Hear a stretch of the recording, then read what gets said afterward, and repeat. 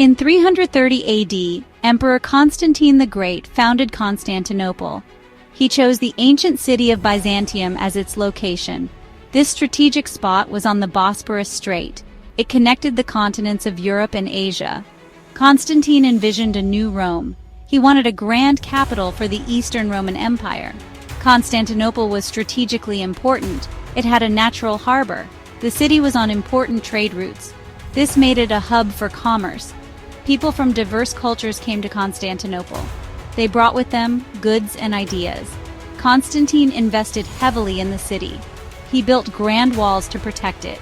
He ordered the construction of magnificent buildings. These projects created jobs and attracted skilled workers to the city. Constantinople quickly grew in size and importance. Under Constantine's rule, the city flourished. It became a center of power and wealth. Constantine's decision to move the capital east had a lasting impact. It shifted the center of Roman power. Constantinople became a dominant force in the region. Constantinople became a beacon of civilization. It was a center of learning, art, and architecture. The city attracted scholars, artists, and philosophers from all over the world. They came to study, teach, and create. One of the most iconic structures in Constantinople was the Hagia Sophia. The Hagia Sophia was a marvel of Byzantine architecture. Emperor Justinian I oversaw its construction in the 6th century. The building's massive dome seemed to defy gravity. It became a symbol of Constantinople's grandeur. The Hagia Sophia served as the Cathedral of Constantinople. It was the center of the Eastern Orthodox Church. The city was also home to the Hippodrome. The Hippodrome was a large arena.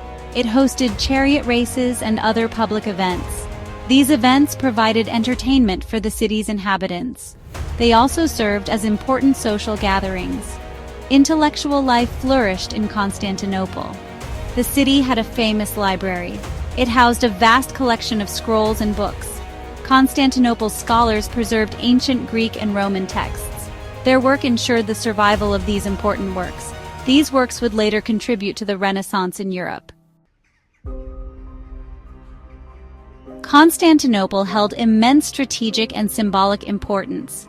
This made it a target for numerous attacks throughout its history. The city's enemies came from all directions. They were eager to capture its wealth and strategic location. However, Constantinople was well prepared for these attacks. The city was heavily fortified. Theodosius II, a later emperor, built impressive walls in the 5th century. These Theodosian walls were a masterpiece of engineering. They consisted of double walls with a moat in between. The walls stretched for 4 miles. They protected the city on its landward side. The walls were a formidable obstacle for any attacker. The city also had a strong navy. It patrolled the waters around the city. These defenses enabled Constantinople to withstand numerous sieges. The city earned a reputation for being almost impregnable. It became known as the city that withstands time. One notable siege occurred in 626 AD. The Avars, a nomadic group, and the Sassanid Persians launched a joint attack on the city. The people of Constantinople resisted fiercely. They used Greek fire, a secret weapon, to repel the invaders. Greek fire was a flammable liquid. It could burn on water. The defenders sprayed it at enemy ships.